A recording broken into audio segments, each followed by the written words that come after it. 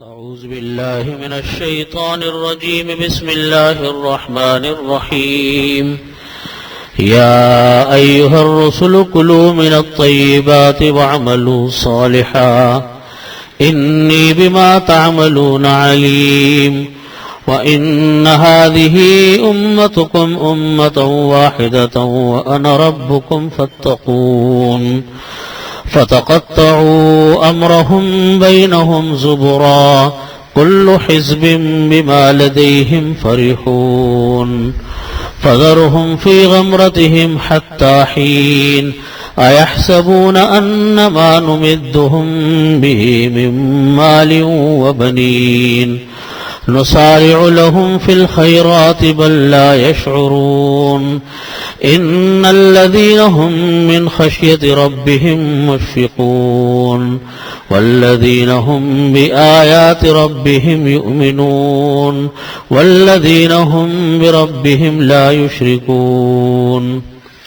صدق الله مولانا العظيم وصدق رسوله النبي الكريم ونحن على ذلك من الشاهدين والشاكرين والحمد لله رب العالمین. بزرگان محترم، برادران عزیز،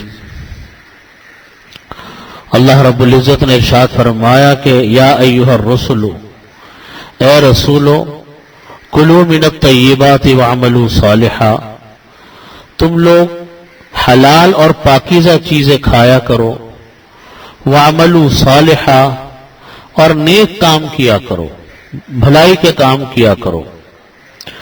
انی بما تعملون علیم، جو کام تم لوگ کرتے ہو، انی بما تعملون علیم، جو کام تم لوگ کرتے ہو میں اس کو خوب اچھی طریقے سے جانتا ہوں. دو باتیں یہاں ارشاد فرمائی. پہلی چیز فرمائی کلوا من الطیبات، پاک چیزیں اور حلال چیزیں کھایا کرو. یعنی کھانے پینے میں احتیاط ضروری ہے، خوب احتیاط سے کام لو. کھانے پینے میں حرام چیزوں کو ہاتھ مت لگاؤ. حرام کے یہاں دو مطلب ہیں. ایک تو حرام سے مطلب یہ کہ حرام مال مت کھاؤ، سود کا مال، رشوت کا مال یہ مت کھاؤ. دوسرا مطلب یہ ہے کہ وہ کھانے پینے کی اشیاء استعمال کرو جن کی شریعت نے اجازت دی. حلال گوشت کھاؤ، پاکیزہ گوشت کھاؤ، مشکوک مال سے، مشکوک گوشت سے بچو. ان تمام کھانے پینے کی اشیاء سے بچو جن کے اندر ناپاک چیزیں ڈالی گئی ہیں، ان سے بچو. اس کی تحقیق کرنی ضروری ہے. اور کھانے پینے میں احتیاط انتہا سے زیادہ ضروری ہے، اس لیے کہ کھانے پینے میں پاک ہونے کی دلیل ہونا ضروری ہے. اصل کھانے پینے کی اشیاء کے اندر حرمت، جب تک کہ ہمارے پاس اس کے حلال ہونے کی دلیل نہ ہو. اسی لیے گوشت، دیکھیے میں نے جیسا عرض کیا کہ دو ترجمے ہیں یہاں پر.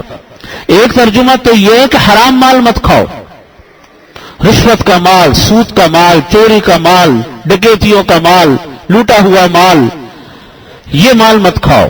دوسرا مطلب یہ ہے کہ وہ پاکیزہ چیزیں کھاؤ جو شرعی طور پر کھانا حلال ہے. حلال ذبیحہ ہو، ایسی اشیاء نہ ڈلی ہوئی ہو جو اشیاء کا استعمال جائز نہیں، جیسے شراب ہے، الکحل ہے، ایسے الکحل جو کہ حرمت میں داخل ہوتا ہو.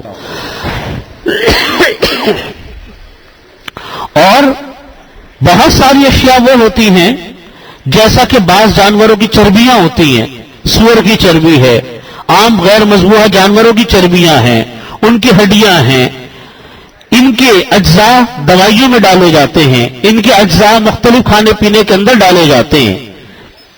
ان کے بارے میں تحقیق کرنا ضروری ہے. حلال کھانا، حلال چیزوں کا استعمال، یہ کام محنت طلب بھی ہے اور مشکل بھی ہے، جب تک کہ ہمیں اس بات کی تحقیق نہ ہو کہ یہ چیز حلال ہے. حرام مال، حدیث شریف میں نبی کریم صلی اللہ علیہ وسلم نے فرمایا کہ وہ لقمہ حرام جو انسان کے حلق سے نیچے اترتا ہے وہ اور اس سے انسان کے جسم میں جو گروتھ ہوتی ہے وہ جہنم کا ایندھن ہے. لوگ بڑے خوش ہو کے بے پرواہ ہو کے چیزیں کھا لیتے ہیں, تحقیق ہی نہیں کرتے, پوچھنے کی ضرورت ہی محسوس نہیں کرتے, اور بس ان کے ذہن میں یہ ہوتا ہے کہ ٹھیک ہے کھا لیا. اپنی طرف سے بہانے بھی گھڑ لیتے ہیں اس کے اندر کہ صاحب یہ تو ٹھیک ہی ہوگا, اس سے زیادہ ہم تحقیق کس سے کریں, کس سے پوچھیں. لیکن معاملہ یہ ہے کہ حلال کھانے کا اہتمام نہایت ضروری ہے. جب تک حلال انسان حلال کا مال تھوڑا ہوتا ہے لیکن ہوتا برکتوں والا ہے. حرام کا مال کتنا کثرت کے ساتھ کیوں نہ ہو, کتنا زیادہ کیوں نہ ہو, لیکن ہمیشہ بے برکتی لانے والا مال ہے. کبھی صحت کی خرابی ہوگی, کبھی دشمنیاں ہوں گی, کبھی لڑائی جھگڑے ہوں گے, کچھ نہیں ہوگا تو بے سکونی انسان کے اوپر طاری ہوتی ہے. اسی لیے فرمایا اللہ رب العزت نے بھی, دیکھیے دو باتوں کو اللہ تعالیٰ نے ساتھ ساتھ ذکر کیا. یا ایھا الرسول, اے رسولو, کلوا من الطیبات, پاکیزہ چیزیں کھاؤ, حلال چیزیں کھاؤ, واعملوا صالحا, اور نیک کام کرو. مطلب یہ ہے کہ حلال چیزوں سے نیک کام کی توفیق ہوتی ہے, حرام مال سے کبھی نیک کام کی توفیق نہیں ہوتی. یہ انسان کے اندر جو گروتھ ہو رہی ہے خدا نہ خواستہ حرام مال سے, وہ انسان کی نیکیوں کو سلب کر لیتا. آج آپ دیکھیں اس ماحول میں, جس ماحول میں ہم اور آپ جی رہے ہیں, اس میں دین کی بات کرنا کتنا مشکل ہے. لوگ دین کی بات سننے کے لیے تیار نہیں. آپ کوئی بات کریں گے آگے سے آپ سے لڑنے کے لیے آ جائیں گے, بحث کرنے کے لیے آ جائیں گے. وہ مسلمہ اصول قرآن کے, وہ مسلمہ اصول حدیث کے جو بالکل طے شدہ اور اٹل چیزیں ہیں, آج ان کے اوپر آپ دیکھیے ٹی وی کے اوپر مذاکرے ہو رہے ہیں, اخبارات کے اندر بیان بازیاں ہو رہی ہیں, خوب دھڑلنے سے بحث ہو رہی ہے. ایک مومن کا کام یہ تو نہیں ہے کہ قرآن کریم کا حکم کیا کہ اپنی رائے چلاتا پھرے. یہ بات کیوں پیدا ہو رہی ہے؟ یہ اس لیے پیدا ہو رہی ہے کہ مال حرام حلال نہیں ہے. حرام مال کی نحوست یہ ہوتی ہے کہ انسان کی بے شمار نحوستوں میں سے ایک نحوست یہ ہے کہ حق بات قبول کرنے کی صلاحیت انسان کے اندر سے ختم ہو جاتی ہے. حق بات نہیں سمجھ میں آتی. کیوں سمجھ میں نہیں آتی؟ اس لیے کہ رکاوٹ اندر ہے.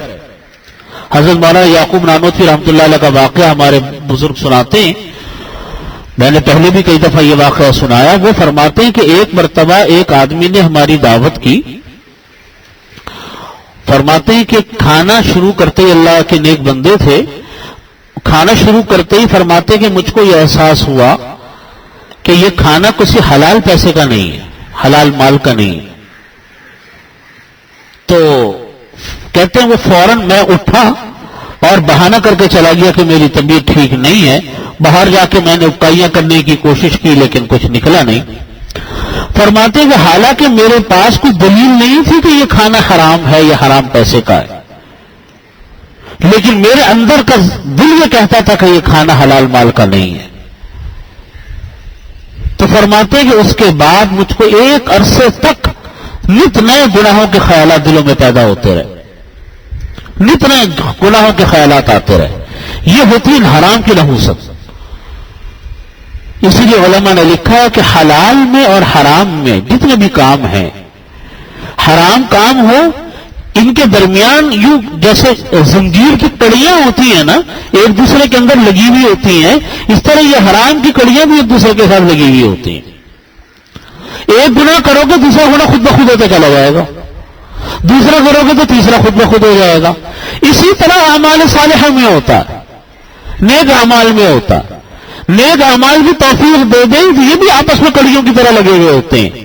ایک عمل کرو گے دوسرا خود بخود ہو جائے گا, تیسرا کرو گے چوتھا خود بخود ہو جائے گا. نیک عمل دوسرے عمل کو دعوت دیتا ہے, اسی طرح حرام عمل دوسرے حرام کو دعوت دیتا ہے. جیسے حدیث میں آتا ہے, بہت ساری باتیں آتی ہیں کہ جہاں پر موسیقی سنی جاتی ہے وہاں دلوں میں نفاق پیدا ہوتا. حدیث شریف میں آتا, فرمایا جہاں موسیقی سنی جاتی ہے وہاں زنا کاری پھیلتی ہے. اب کہاں موسیقی اور کہاں نفاق؟ حدیث شریف میں فرمایا کہ میوزک سننے سے دلوں میں منافقت ایسے پیدا ہوتی ہے جیسے پانی سے سبزہ پیدا ہوتا ہے. اس طرح منافقت پیدا ہوتی ہے. آپ دیکھیں آج ہمارے یہاں کتنی منافقت ہے.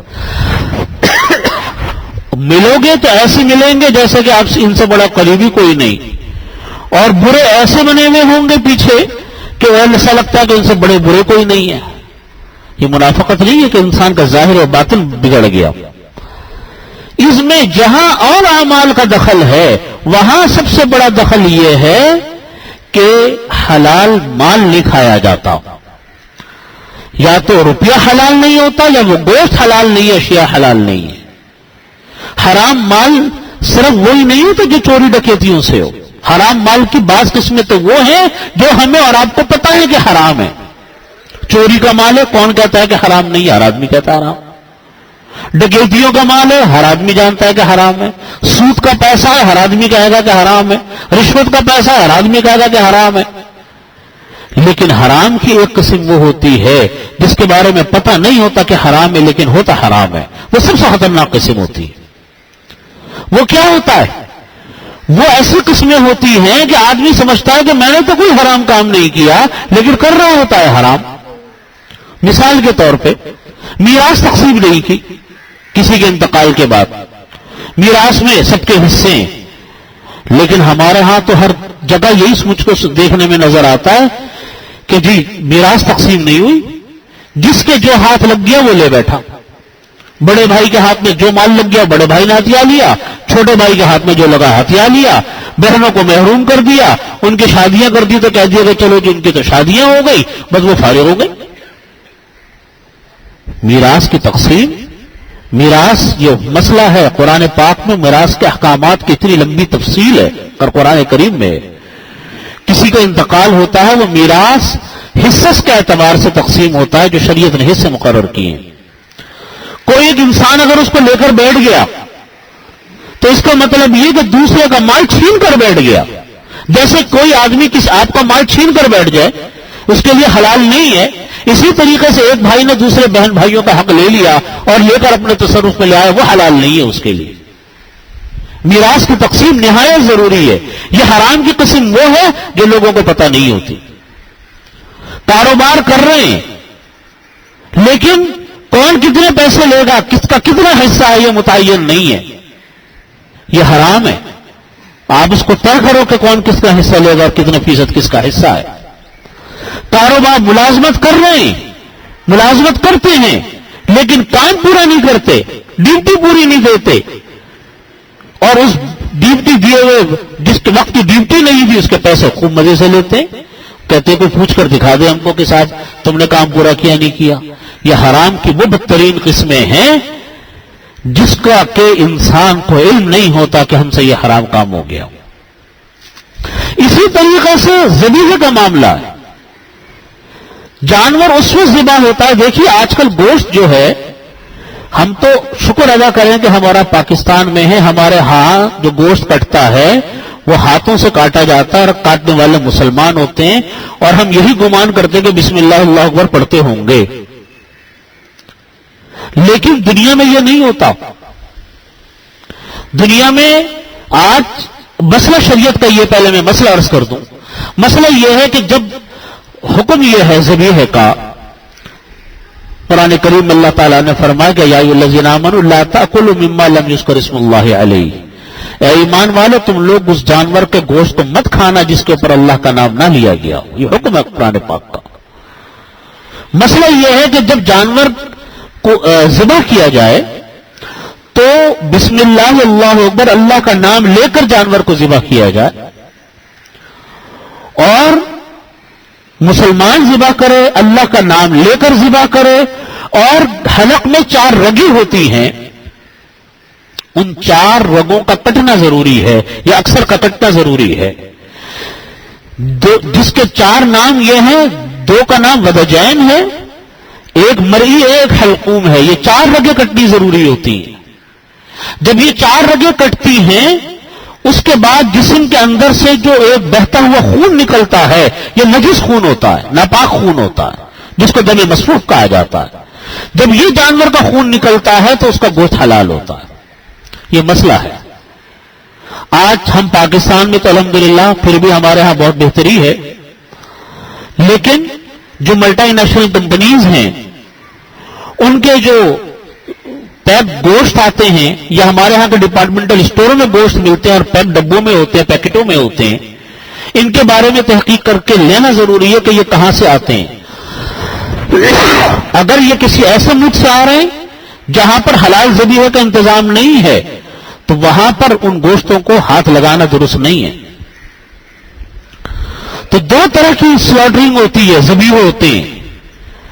ایک سلاٹرنگ ہوتی ہے، ذبیحہ ہوتا ہے میکینیکل، اور ایک مینول ہوتا ہے۔ مینول تو یہی ہے کہ ہاتھوں سے کاٹا جائے، اور میکینیکل جو ہوتا ہے وہ مشینوں سے کٹتا ہے۔ اور عموماً جو مشینوں سے کٹتا ہے ان کے اندر بسم اللہ اللہ اکبر کہنے کا اہتمام ہوتا نہیں ہے دنیا بھر میں۔ بعض لوگ ٹیپ لگا کے رکھ دیتے ہیں، جن لوگوں نے سلاٹر ہاؤس دیکھے ہوں گے بیرون ممالک میں، کہ یا تو ٹیپ لگا کر رکھ دیا، اس کے اوپر ایک آدمی بسم اللہ اللہ اکبر پڑھ رہا ہے، ادھر سے وہ مشین چل رہی ہے، یا کوئی آدمی بٹن دباتے ہوئے کہہ رہا ہے۔ بعض طریقے ان کے اندر بڑے مشکوک ہوتے ہیں۔ جو میکینیکل جو سلاٹرنگ ہوتی ہے اس کو بارے میں ابھی فی الحال ہمارے علماء اور فقہاء یہ فرماتے ہیں کہ اس کا استعمال میں احتیاط برتنی چاہیے۔ اس لیے جتنے اسلامی ممالک ہیں بشمول سعودی عرب، بشمول گلف کے ممالک ہیں یا اور ہمارے اسلامی ممالک ہیں، ان لوگوں سے سوائے ترکی کے اندر ذبیحہ کا اہتمام ہوتا ہے، وہاں پوچھنا چاہیے کہ گوشت آپ کے ہاں آیا کہاں سے۔ اکثر جگہوں پر تو یہ جواب ملتا ہے کہ یہ گوشت ہمارے ہاں برازیل سے آیا، یا آسٹریلیا سے آیا، یا بیلجیم سے آیا۔ ان کے بارے میں ہمارے علماء فرماتے ہیں کہ ان کے گوشت کا استعمال نہیں کرنا چاہیے۔ اس سے کہیں بہتر ہے کہ دال سبزی لے کر اپنا گزارا کر لیں اگر کوئی حلال نہیں ملتا۔ حتیٰ کہ سعودی عرب میں بھی یہ مسئلہ پیش آتا ہے۔ آپ اگر ہوٹل والوں سے پوچھو کہ آپ کے یہاں یہ گوشت کہاں کا ہے، کوئی تو جواب دے گا، کوئی جواب نہیں دے گا، اور کوئی صحیح سے بتا دے گا کہ صاحب یہ برازیل کا گوشت ہے، یہ بیلجیم کا گوشت ہے، یا آسٹریلیا کا گوشت ہے۔ ان کے ایسے گوشتوں کا استعمال کرنا درست نہیں ہے، کیونکہ ان کے بارے میں بہت شکوک و شبہات ہیں، اور یہ حلال کا معاملہ ایسا ہے کہ اس کے اندر اگر شک و شبہ بھی پیدا ہو جائے اس سے پلٹ جانا چاہیے۔ اسی طریقے سے ہمارے ملک کے اندر جو مختلف ریسٹورنٹس ہیں جو ملٹی نیشنل کمپنیز کے ہیں، جیسے پیزا ہٹ ہے، آپ کا میک ڈونلڈ ہے، آپ کا سب وے ہے، ان سے آپ تحقیق کریں کہ جی آپ کے یہاں گوشت کہاں سے آتا ہے۔ اگر وہ کہتے ہیں کہ مقامی، میں نے KFC والوں سے پوچھا، انہوں نے بڑے یقین سے بتایا، ان کے مالک سے بھی میں ملا جو یہاں کے مقامی جو CEO ہیں ان سے انہوں نے نیک آدمی ہیں، انہوں نے کہا کہ ہم سب گوشت، ہمارا اپنا فارم ہاؤس ہے، ہمارا اپنے ذبیحہ خانے ہیں، رائون روڈ کے اوپر لاہور کے قریب ہمارے ذبیحے ہیں۔ کچھ لوگوں نے جا کر دورے بھی کیے، علماء نے بھی جا کر دیکھے، ان سب نے تو اس کے اوپر اعتماد کا اظہار کیا۔ فی الوقت تک کی تو یہ بات آگے کا مجھے نہیں پتا، KFC کی بات بتا رہا ہوں۔ لیکن جو میک ڈونلڈ ہیں، پیزا ہٹ ہیں، کسی کا گائے کا گوشت صحیح نہیں ہے تو کسی کا چکن کا مشکوک ہے، یہ سارے معاملہ تحقیق کرنے کے ہیں، اس کے بغیر استعمال کرنا جائز نہیں ہے۔ اس لیے یہ حلال کا معاملہ، ذبیحے کا معاملہ، گوشت کا معاملہ، یہ بڑی تحقیق کا معاملہ ہے۔ یہ صرف سنی سنائی باتوں کے اوپر اس کے اوپر بھروسہ کرنا درست نہیں ہے۔ یہ جو تعلیم دی ہے نبی کریم صلی اللہ علیہ اللہ رب العزت نے، یہ انبیاء کو دی ہے کہ حلال چیزوں کا اہتمام کرو، اصل چیز حلال ہے، حرام چیزوں سے بچنا ضروری ہے۔ اسی لیے علماء نے فرمایا ہے کہ اللہ رب العزت نے جو دونوں حکموں کا ساتھ ذکر کیا، کلوا من الطیبات، پاکیزہ چیزیں کھاؤ، وعملوا صالحا، نیک عمل کرو، ان دونوں چیزوں میں لازم ملزوم کا تعلق ہے۔ نیک اعمال کی توفیق ہی تب ہوتی ہے جب انسان حلال اور پاکیزہ چیزیں کھاتا، اس کے بغیر نیک اعمال کے خیالات دل میں آتے نہیں ہیں۔ آپ دیکھ لو جن لوگوں کی آمدنی حرام ہوتی ہے ان کو نیک اعمال کی توفیق بھی نہیں ہوتی، ہدایت دل سے سلب اللہ تعالیٰ کر لیتے ہیں۔ اور حدیث شریف میں فرمایا کہ بعض لوگ لمبے لمبے سفر کرتے ہیں اور غبار آلود رہتے ہیں، پھر اللہ کے سامنے دعا کے لیے ہاتھ پھیلاتے ہیں اور کہتے ہیں کہ یا رب یا رب، اللہ تعالیٰ فرماتے فَأَنَّا أُسْتَجَابُ لَهُ، ہاتھ اٹھا اٹھا کر کہتے یا رب یا رب، پھر اللہ تعالیٰ فرماتے کہ انا استجاب لہ، کیسے میں ان کی دعاؤں کو قبول کروں؟ اکلہ حرام ولباسہ حرام وشرابہ حرام، ان کا کھانا حرام کا، ان کا لباس حرام کا، اور ان کا پینا حرام کا، میں دعا کہاں سے قبول کروں گا؟ آج ہم لوگ کہتے ہیں ہماری دعائیں قبول نہیں ہوتی، دعائیں اس لیے قبول نہیں ہوتی کہ حرام پیچھے چھوڑے تو دعائیں قبول ہو نا، حرام ہی پیچھے نہیں چھوڑ رہا ہم لوگوں کا، اور ہم لوگ اپنا پیچھا چھڑوانا نہیں چاہتے۔ جن لوگوں کو اللہ نے فکر دی، دیکھیے یہ شیطان کے بہکاوے ہوتے ہیں۔ شیطان یہ کہتا ہے کہ تم نے اگر یہ حرام مال چھوڑ دیا تمہارا گھر کیسے چلے گا؟ تم گھر کے خراجات کیسے پورے کرو گے؟ تمہاری زندگی کے جو روزمرہ کے جو معمولات ہیں یہ کیسے ہوں گے؟ بچوں کا کیا بنے گا؟ گھر والوں کا کیا بنے گا؟ یہ شیطان کے بہانے، یہ شیطان کے بہانے۔ اللہ تعالیٰ نے قرآن کریم میں فرمایا کہ من جاہد فینا لنہدینہ سبلنا، جو انسان ہمارے راستے میں کوششیں کرے گا ہم اس کے لیے راستوں کو ضرور کھولیں گے۔ اللہ تعالیٰ حلال کام کرنے والوں کو بھوکا نہیں مارتا، ان کو بے آسرا نہیں چھوڑتا۔ یہ وقتی طور پر بہانے انسان کے دل میں آتے ہیں، یہ فطری بات ہے، لیکن ایک انسان ہم ٹھوک کے بیٹھ جائے کہ نہیں میں نے حلال کرنا ہے، میں حرام کے قریب نہیں جاؤں گا، میں اللہ کو ناراض کرنے والے اعمال نہیں کروں گا۔ آپ دیکھیے اللہ تعالیٰ کس طریقے سے اس کی ضرورتوں کو پورا فرماتے ہیں۔ یہ اللہ تعالیٰ کا کام ہے، اللہ تعالیٰ کا وعدہ ہے، تو اسی کو فرماتے ہیں کہ اس پہ اللہ تعالیٰ دعا قبول نہیں فرماتے ایسے انسان کی۔ اس لیے اصل چیز حلال ہے۔ آج لوگ یہ کہتے ہیں کہ جی ہم حرام پیسہ اس لیے کما رہے ہیں کہ ہمارے بچوں کا کیا بنے گا؟ اگر ہم حرام نہ کمائیں تو پھر پتہ نہیں ہمارے ساتھ کیا ہوگا۔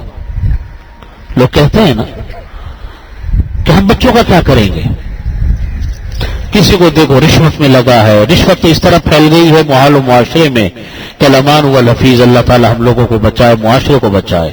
چوری ڈکیتیاں اس طریقے سے پھیل گئی۔ لیکن میں یہ کہتا ہوں کہ اپنی اولاد کے ساتھ، اپنے بیوی بچوں کے ساتھ، اپنے بہن بھائی اور گھر والوں کے ساتھ اس سے بڑی دشمنی اور بدخواہی کیا ہوگی کہ آپ اپنے بچوں کو آگ کے انگارے کھلاؤ، آپ اپنے بچوں کو، اپنے گھر والوں کو وہ مال لا کر دو جس مال پر اللہ کا قہر، اللہ کا عذاب، اللہ کا غضب ہے، اس مال کو لا کر اپنے بچوں کو دے رہے ہو۔ تو یہ بچوں کے ساتھ محبت ہے یا بچوں کے ساتھ ظلم ہے؟ کوئی انسان اپنے بچوں کو زہر کھلا سکتا ہے جان بوجھ کر؟ کوئی انسان اپنے بچوں کو جان بوجھ کے اس کے منہ میں انگارہ ڈال سکتا ہے جبکہ وہ جانتا کہ یہ انگارہ ہے؟ کبھی بھی نہیں ڈال سکتا۔ تو کیسے اپنے بچے کے لیے وہ حرام لے کر آ رہا ہے؟ اگر کسی کو اپنی فیملی سے محبت ہے، اپنی اولاد سے محبت، اپنے گھر والوں سے محبت ہے، تو وہ کم از کم محبت کا پہلا درجہ تو یہ ہے کہ اپنے گھر والوں کو حلال تو لا کر دو۔ اس میں ہماری خواتین کا بڑا عمل دخل ہے۔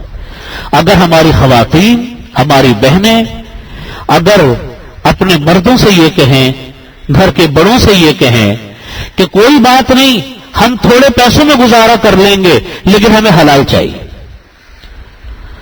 ہم مہنگی چیزیں نہیں لیں گے، ہم درمیانی چیزیں لینے کو تیار ہیں لیکن ہمیں حلال لا کر دو، یہ تعاون، یہ جملے اگر ہماری بہنیں اپنے مردوں سے کہیں، اپنے شوہروں سے کہیں، اپنے گھر والوں سے کہیں، تو مردوں کو بھی حوصلہ ہوتا ہے اس بات کا کہ چلو جی میں بھی کچھ حلال کی طرف فکر کروں۔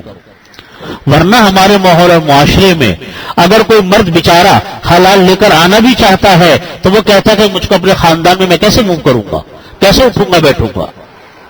اس لیے اصل چیز یہی ہے، اصل اہتمام اس کا کرنا چاہیے کہ اللہ تعالیٰ رزق حلال عطا فرما، اللہ سے دعا بھی مانگنی چاہیے اللہ تعالیٰ حرام مال سے ہمیں نجات دے، اور حلال پاکیزہ گوشت اللہ تعالیٰ اور حلال پاکیزہ رزق اللہ تعالیٰ ہم استعمال کرنے کی توفیق عطا فرمائے۔ وَإِنَّ هَٰذِهِ أُمَّتُكُمْ أُمَّةٌ وَاحِدَةٌ وَأَنَا رَبُّكُمْ فَاتَّقُونِ، فرمایا کہ یہ تمہاری امت ایک امت ہے، وَأَنَا رَبُّكُمْ فَاتَّقُونِ، میں تمہارا رب ہوں، اللہ تعالیٰ فرماتے ہیں میں تمہارا رب ہوں، فَاتَّقُونِ، تم میرے سے ڈرو۔ مطلب یہ ہے کہ اللہ تعالیٰ نے ساری امت کو ایک دین پر پیدا کیا، ایک کلمے پر پیدا کیا، خدا ایک، رسول ایک، قرآن ایک، سب کچھ ایک ہے۔ فرمایا کہ یہ تمہارا دین بھی ایک ہے۔ وَأَنَا رَبُّكُمْ میں تمہارا رب ہوں، مجھ سے ڈرو. فَتَقَطَّعُوا أَمْرَهُمْ بَيْنَهُمْ زُبُرًا كُلُّ حِزْبٍ بِمَا لَدَيْهِمْ فَرِحُونَ. فَتَقَطَّعُوا أَمْرَهُمْ، لیکن اللہ تعالیٰ فرماتے کہ لوگوں نے اپنے آپ کو پھوٹ ڈال کر آپس میں اپنا کام ٹکڑے ٹکڑے کر لیا. لوگوں نے آپس میں پھوٹ ڈالی اور ٹکڑے میں بٹ گئے، جماعتوں میں بٹ گئے، ٹولیوں میں بٹ گئے. کل حزب بما لدیہم فرحون، ہر جماعت، ہر فرقہ ان کے پاس جو کچھ ہے اس کے پر بہت خوش ہے. دیکھیے یہ ایک آیت تو کہنے کو ایک چھوٹی سی آیت ہے، لیکن اس کا مفہوم بڑا وسیع ہے. اللہ تعالیٰ فرماتے ہیں کہ میں نے تم کو ایک امت پر پیدا کیا، ایک دین پر پیدا کیا. اب یہاں لوگ یہ کہتے ہیں، یہ سمجھنے کی بات ہے کہ قرآن بھی ایک ہے، رسول بھی ایک ہے، اور اللہ بھی ایک ہے، اللہ کی تعلیمات بھی سب ایک ہے، تو یہ ہماری امت ٹکڑیوں میں کیوں بٹی؟ اس کی میں تھوڑی سی تفصیل عرض کرنا چاہتا ہوں. دیکھیے علماء میں ایک ہے علماء میں اختلاف، اور ایک ہے اپنی قوم کے اندر مذہبی اور لسانی جماعتیں اور ان کے آپس کے اختلافات. پہلے تو میں یہ عرض کر دوں کہ علماء میں اختلاف کیوں ہوتا ہے. علماء کا ایک اختلاف تو وہ ہے جس کے بارے میں فرمایا کہ اختلاف العلماء رحمہ، علماء کا اختلاف آپس کا وہ رحمت ہے. وہ کیوں ہے رحمت؟ وہ رحمت اس اعتبار سے ہے، دیکھیے ایک ہے آپس میں علماء کا مسائل میں اختلاف کا ہونا، اور ایک ہے آپس کے اندر گروہ بندیاں ہونا، فرقے بندیاں ہونا. علماء کا اختلاف تو رحمت ہے، آپس کی گروہ بندیاں، فرقہ بندیاں یہ جائز نہیں ہے، یہ غلط ہے. علماء میں اختلاف کیوں ہوتا ہے؟ علماء میں اختلاف وہاں ہوتا ہے جہاں قرآن اور حدیث کے اندر کوئی حکم واضح نہیں ہوتا، وہاں علماء میں اختلاف ہوتا. مثال کے طور پہ نماز ہے، 4 رکعتیں نماز کی ہیں، احادیث میں اس کی تفصیل آ گئی، کوئی اختلاف کی بات نہیں ہوگی، کسی کا اختلاف نہیں ہوگا. کس رکعت میں کیا پڑھا جائے گا کوئی اختلاف نہیں ہوگا. لیکن جہاں کوئی حکم قرآن پاک میں یا حدیث شریف میں بیان نہیں ہوا یا ہوا اس کا مطلب واضح نہیں تھا، اس کے مطلب کی تشریح میں اختلاف ہو گیا، تو اس کا مطلب اگر واضح نہیں ہے، اس کا مطلب کی تشریح میں اختلاف بعض اوقات ہو جاتا ہے، تو وہ علماء کا اختلاف ہوتا ہے. جیسے میں اس کی ایک مثال دیتا ہوں کہ جب نبی کریم صلی اللہ علیہ وسلم احزاب کے موقع پر جب واپس پلٹے تو جبریل امین علیہ الصلوۃ والسلام آئے. اس وقت آپ نے واقعہ پڑھا ہوگا کہ یہ یہودیوں کو جو قبائل تھے بنو ثقیف وغیرہ، انہوں نے غداری کی تھی احزاب کے موقع، غزوہ احزاب کے موقع پر. تو جب یہ واپس پلٹے نبی کریم صلی اللہ علیہ وسلم اور حضرات صحابہ کرام رضی اللہ عنہم اجمعین، تو جبریل امین علیہ الصلوۃ والسلام آئے. انہوں نے آ کر کہا کہ آپ نے تو اپنا اسلحہ خود اتار دیے، ہم نے تو نہیں اتارے. اس کا مطلب یہ ہے کہ جبریل امین علیہ الصلوۃ والسلام یہ حکم لے کر آئے کہ آگے دوبارہ بھی لڑنے جانا ہے. تو انہوں نے یہ کہا کہ حکم یہ کہ عصر کی نماز بنو ثقیف میں جا کر پڑھی جائے، اور وہاں بنو ثقیف نے جو غداری کی اس غداری کا بدلہ بھی لیا جائے. چنانچہ نبی کریم صلی اللہ علیہ وسلم نے تمام صحابہ کرام میں یہ حکم نافذ اعلان کروا دیا کہ لا تصلین العصر الا فی بنی قریظہ. بنو قریظہ نے غداری کی تھی، بنو ثقیف نے نہیں، بنو قریظہ نے. لا تصلین العصر الا فی بنی قریظہ، کہ ہرگز کہ تم لوگ عصر کی نماز نہ پڑھنا مگر بنو قریظہ میں پہنچ کر پڑھنا عصر کی نماز. اب دیکھیے میں بتا رہا ہوں کہ اختلاف کس طرح ہوتا ہے. تمام صحابہ کرام میں اعلان ہو گیا کہ عصر کی نماز بنو قریظہ پڑھنی ہے. سب لوگ گھروں سے سفر سے واپس آئے تھے اتنے دنوں کے بعد، ابھی اسلحہ وغیرہ کھول رہے تھے کہ یہ حکم آ گیا کہ بنو قریظہ چلنا. تو نکلنے میں کچھ تاخیر ہوئی اور یہ بھی حکم آیا کہ عصر کی نماز وہاں پڑھو. اب جلدی جلدی کر کے صحابہ کرام نکلے، کچھ تو بنو قریظہ پہنچ گئے، کچھ نہ پہنچ سکے، کچھ کے عصر کی نمازیں راستے میں تھی کہ قضا ہونے کے قریب ہو گئی. اب صحابہ کرام نے کہا کہ عصر کی نماز ہم اب راستے میں پڑھیں کہ وہاں بنو قریظہ پہنچ کے پڑھیں؟ ایک جماعت نے کہا کہ نہیں، نبی کریم صلی اللہ علیہ وسلم نے عصر کی نماز بنو قریظہ میں پہنچ کر پڑھنے کو کہا ہے، لہذا قضا بھی ہو جائے تو کوئی فکر کی بات نہیں، عصر کی نماز وہاں پڑھنی۔ دوسروں نے کہا کہ نہیں، آپ کا مقصد یہ تھا کہ جلدی پہنچو تاکہ عصر کی نماز تک وہاں پہنچ جاؤ، لیکن اب ہم نہیں پہنچ پا رہے ہیں تو عصر کی نماز راستے میں پڑھ لیں، قضا تو نہیں کرنی عصر کی نماز۔ اب یہ دو فریق ہو گئے جو صحابہ کرام، ایک نے راستے میں پڑھ لی کہ بھئی عصر قضا ہو رہی ہے، ایک نے کہا کہ نہیں ہمیں بات ماننی ہے، وہاں پہنچ کے پڑھیں گے۔ خیر لمبا واقعہ ہے، جب آپ صلی اللہ علیہ وسلم کے سامنے یہ بات آئی کہ اس بات پر اختلاف ہوا تو آپ نے کہا کہ دونوں کی بات، دونوں اپنی جگہ پر صحیح ہے، اور فرمایا کہ دونوں اپنی جگہ پر صحیح ہے۔ ایک نے میری بات کو پورا کرنے کو کہا اور ایک نے کہا کہ میرا مقصد یہ تھا کہ میں جلدی کرو، لہذا دونوں کی اپنی بات صحیح۔ تو میرے بیان کرنے کا مقصد یہ ہے کہ بعض اوقات حروف کی اور الفاظ کے مطلب کے بیان کرنے میں اور اس کے مطلب بیان کا واضح ہونے میں اختلاف ہو جاتا ہے۔ اس اختلاف کو فرمایا کہ اختلاف العلماء رحمہ، یہ علماء کا اختلاف رحمت ہے۔ یا تو قرآن میں حکم نہیں آیا، حدیث شریف میں کوئی حکم نہیں ہے اور ضرورت سامنے آ گئی، اب علماء کی ایک رائے یہ ہے، ایک کی رائے یہ ہے، اس کے اندر کوئی خرابی نہیں۔ یہ سارے اختلاف علماء کے رحمت ہیں، کیونکہ یہ اختلاف اس لیے ہیں تاکہ قرآن اور حدیث کی مفہوم واضح ہو، تاکہ قرآن اور حدیث کا مطلب واضح ہو، اور شریعت کا ایک ایسا مسئلہ جو کہ واضح نہیں تھا وہ واضح ہو جائے۔ اس اختلاف کے اندر کوئی برائی کی بات نہیں۔ چنانچہ آپ اگر ہماری کتابی فقہ کی کتابیں اٹھا کر دیکھیں، تمام فقہ کی کتابوں میں یہ اختلاف بھرے پڑے، ایک کی رائے یہ ہے، دوسرے کی رائے یہ، ایک کی دلیل یہ، دوسرے کی دلیل یہ۔ خلاصہ یہ ہے کہ جو اختلاف حق نیت کے ساتھ ہو، حق طریقے سے ہو، دلائل کی بنیاد پر ہو، شریعت کا مطلب بیان کرنے کے لیے ہو، اس اختلاف کو علماء رحمت فرمایا، اس کے اندر کوئی خرابی کی بات نہیں۔ خرابی کی بات کیا ہے؟ خرابی کی بات یہ ہے کہ دین کے نام پر گروہوں میں بٹ جایا جائے، عصبیت کی بنیاد پر گروہوں میں بٹ جایا جائے، لسانی بنیادوں پر گروہوں میں بٹ جایا جائے، قومیتوں کی بنیاد پر گروہوں میں بٹ جایا جائے، یہ ہے برائی کی بات۔ نبی کریم صلی اللہ علیہ وسلم نے خطبہ حجۃ الوداع کے موقع پر بیان فرمایا، عرب قوم، آپ کو معلوم ہے کہ ان کو اپنی عربیت پہ بڑا ناز تھا، یہ کہتی تھی کہ نحن ابناء العرب، ہم ہیں اصل عرب کے بیٹے، ہم ہیں عربی، ہماری زبان ہے، اور دوسرے عجمی ہیں، گونگے ہیں، ان کی کوئی حیثیت نہیں ہمارے آگے۔ وہ کہتے تھے کہ جو ہم میں بڑے خاندان کا ہے وہ بڑا ہے، جو چھوٹے خاندان کا ہے وہ چھوٹا ہے، جو عربی ہے وہ اصل ہے، جو عربی نہیں ہے وہ عجمی ہے، گونگا ہے، اس کو بولنا ہی نہیں آتا، بولنے کا حق نہیں۔ یہ تو نبی کریم صلی اللہ علیہ وسلم کی شان تھی کہ آپ نے آ کر اس تفریق کو ختم کیا، عربیت کے اس گھمنڈ کو ختم کیا، عربیت کے اس غرور و تکبر کو ختم کیا۔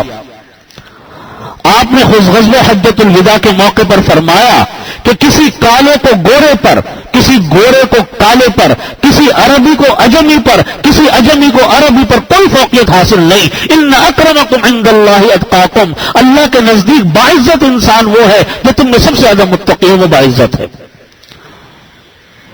یہ کہنے کے بعد آپ دیکھیے صرف زبان سے نہیں کہا بلکہ اپنے عمل سے کیا۔ ابو جہل، ابو لہب خاندان کے لوگ، بڑے بڑے قبیلوں کے سردار، آپ کے بکی کے رہنے والے، ان کے بارے میں تو اعلان کر رہے ہیں نبی کریم صلی اللہ علیہ وسلم کہ کون ان کی گردنیں کاٹ کر لائے گا، کون گردنیں کاٹے گا ان کی۔ اور بلال حبشی، حضرت بلال حبشی رضی اللہ عنہ، حبشہ کے رہنے والے، جن کے ہونٹ موٹے موٹے، جن کی رنگت کالی، وہ ہیں کہ وہ آپ کے سینے سے لگے ہوئے ہیں، ان کو منبر رسول حوالے ہو رہا ہے اذان دینے کے لیے، وہ آپ کے سائے کی طرح ساتھ چل رہے ہیں۔ فارس کے سلمان فارسی کہاں سے چلے آ رہے ہیں؟ وہ ہیں کہ وہ اتنے محبوب ہو گئے کہ ان کے لیے اپنے ہاتھوں سے آپ درخت لگا رہے ہیں حضرت سلمان فارسی کے لیے. صہیب رومی روم سے چلے ہوئے آ رہے ہیں. وہ اتنے مقرب اتنے محبوب آپ کے لیے بن گئے کہ اپنے خاندان کے وہ لوگ جنہوں نے اسلام قبول نہیں کیا ان سے زیادہ آپ ان کی طرف مائل. اپنے خاندان کے لوگوں کو تو مارنے کے اعلانات ہو رہے ہیں اور اجمیوں کو سینوں سے لگا رہے ہیں. یہ دونوں کو جوڑنے والی چیز کیا تھی؟ یہ ایک ایمان تھا. تو نبی کریم صلی اللہ علیہ وسلم نے جن بتوں کو توڑا وہ قومیت کے بت تھے، وہ لسانیت کے بت تھے، وہ علاقائیت کے بت تھے، ان کو توڑا نبی کریم صلی اللہ علیہ وسلم نے. مدینہ طیبہ میں صحابہ کرام دو صحابیوں کا جھگڑا ہو گیا پانی بھرنے پر.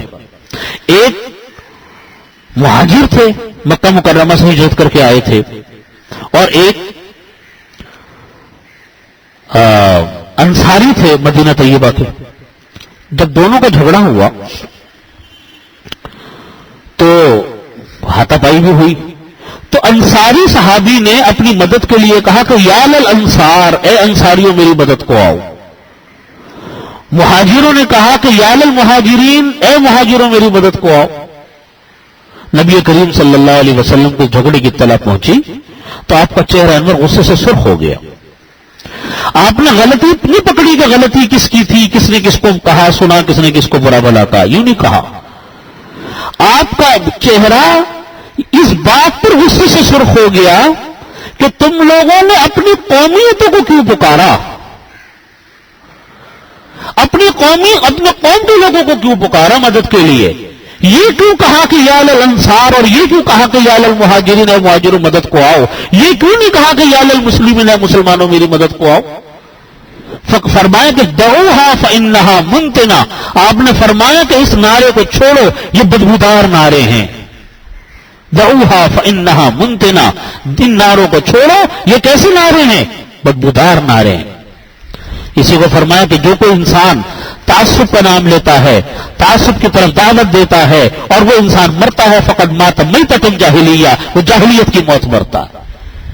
تو یہ جتنے بھی آج ہمارے ہاں کے گروہ ہیں، جتنے بھی ہمارے ہاں کی یہ فرقے بندیاں ہیں، جتنے بھی ہمارے ہاں کی لسانی جماعتیں ہیں یا دوسری گروہ بندیاں ہیں، مذہبی حوالے سے ہوں، مذہبی جماعتیں ہوں، مذہبی فرقے ہوں یا قومی اور علاقائی بنیادوں پر فرقے ہوں، یہ سب اسلام کے خلاف ہیں. ان کی کوئی حیثیت نہیں. یہ ہے فرقہ بندی جس کو منع فرمایا. تو بات کا حاصل کیا ہوا کہ علماء کا اختلاف اگر دلائل کی بنیاد پر دین کے احکامات کے لیے ہے، وہ ہمیشہ وہاں ہوگا جہاں قرآن اور حدیث خاموش ہوں گے یا قرآن اور حدیث کے مطلب کے بیان کرنے میں اختلاف ہوگا. یہ تو علماء اختلاف العلماء رحمہ ہے. لیکن جہاں گروہ بندیاں ہیں، جہاں فرقہ بندیاں ہیں، جہاں ایک دوسرے کو نیچے دکھانا ہے، یہ چیز اس حکم کے اندر داخل ہے جس کے بارے میں قرآن کریم کو ہم پڑھ رہے ہیں، جس میں اللہ تعالیٰ نے فرمایا کہ فَتَقَطَّعُوا أَمْرَهُمْ بَيْنَ إِنَّ هَٰذِهِ أُمَّتُكُمْ أُمَّةً وَاحِدَةً، تمہاری یہ امت ایک امت ہے. وَأَنَا رَبُّكُمْ فَاتَّقُونِ، میں تمہارا رب ہوں، تم فَاتَّقُونِ، مجھ سے ڈرو. فَتَقَطَّعُوا أَمْرَهُمْ بَيْنَهُمْ زُبُرًا، پھر ان لوگوں نے پھوٹ ڈال لی اپنے آپس کے کام میں ٹکڑے ٹکڑے ہو کر.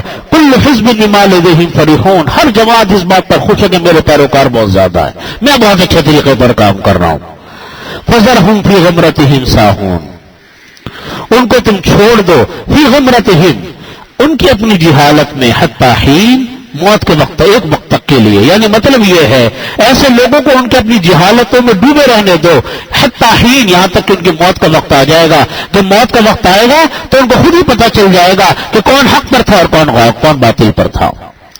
اسی پر میں اپنی بات ختم کرتا ہوں. آخر دعوانا الحمدللہ رب العالمین. اللہم صلی علی محمد وعلی آل محمد کما صلیت علی ابراہیم وعلی آل ابراہیم انک حمید مجید. ربنا ظلمنا انفسنا فإن لم تغفر لنا وترحمنا لنكونن من الخاسرين. اللهم احسن عاقبتنا في الامور كلها واجرنا من خزي الدنيا وعذاب الاخره. اللهم انا نجعلك في نحورهم ونعوذ بك من شرورهم.